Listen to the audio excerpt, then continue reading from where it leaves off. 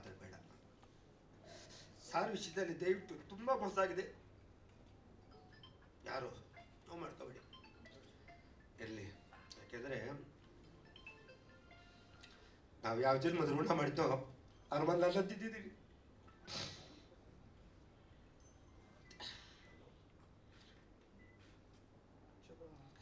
ಇರಲಿ, ಎಲ್ಲ ಹೋರಾಟ ಅವ್ರಿಗೋಸ್ಕರ.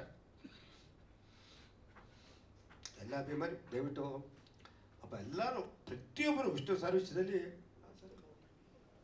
ಯಾವ ಯೋಚನೆ ಮಾಡ್ದಲೇ ಎಲ್ಲ ರೀತಿ ತ್ಯಾಗ ಮಾಡ್ತಾರೆ.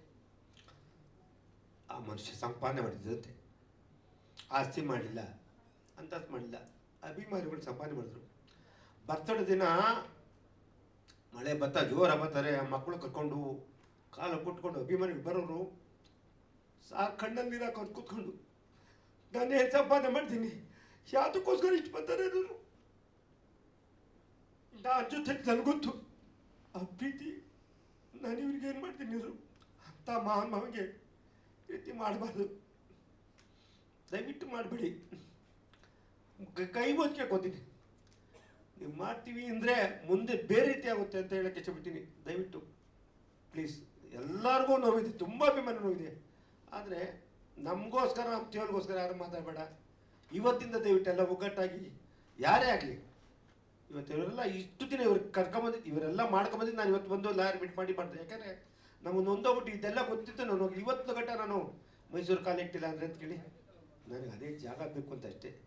ಯಾರೆಲ್ಲರೂ ಮಾಡಲಿ, ದಯವಿಟ್ಟು ಇವತ್ತು ಮಾತಾಡಿದ್ರೆ ನಮ್ಮ ಅಭಿಮಾನಿಗಳು ಅಷ್ಟು ಮಾತಾಡೋರು ನೋವಿದೆ, ಅವರೆಲ್ಲ ಇದೆ. ಇವತ್ತು ಹೇಳ್ತಾರೆ, ಯಾರು ತುಂಬ ಜನ ಮಾಹಿತಿ ಆದಾಗ ಹೇಳ್ತಾರೆ ನಾನು ಅಷ್ಟು ವರ್ಷ ಇದೆ, ಎಲ್ಲ ಇದ್ದಾರೆ.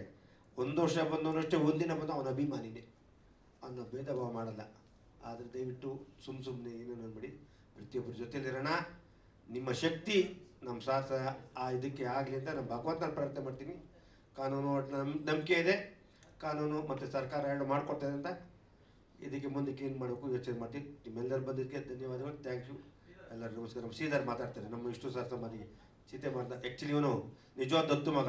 ಅವ್ರ ಮನೇಲಿ 40 ವರ್ಷ ಇದ್ದಂಥ ವ್ಯಕ್ತಿ. ನಾನು ಅವ್ರ ಜೊತೆ ಸತತವಾಗಿ 27 ವರ್ಷಗಳ ಜೊತೆಲಿ ಇದ್ದಂಥ ವ್ಯಕ್ತಿ. ಅಭಿಮಾನಿಯಾಗಿ ತುಂಬ ವರ್ಷ ಇದ್ದೆ, ನಾವ್ರ ಜೊತೆ ಒಡನಾಟದಲ್ಲಿ 27 ವರ್ಷ ಇದ್ದಂಥ ವ್ಯಕ್ತಿ. ದಯವಿಟ್ಟು ತುಂಬ ಧನ್ಯವಾದಗಳು. ಸರ್ಕಾರಕ್ಕೆ ಈ ಮೂಲಕ ಮನವಿ ಮಾಡ್ತೀನಿ, ಕೇಳ್ಕೊತೀನಿ, ಮಾಡಿಕೊಡಿ ಅಂತ. ಎಲ್ಲ ನೊಂದೋಗ್ಬಿಟ್ಟವ್ರೆ, ಇದನ್ನು ದಯವಿಟ್ಟು ಮಾಡಿಕೊಡ್ಬೇಕು, ಮಾಡುತ್ತೆ ಅಂತೇಳಿ ನಂಬಿದ್ದೀನಿ. ಥ್ಯಾಂಕ್ ಯು, ಧನ್ಯವಾದಗಳು.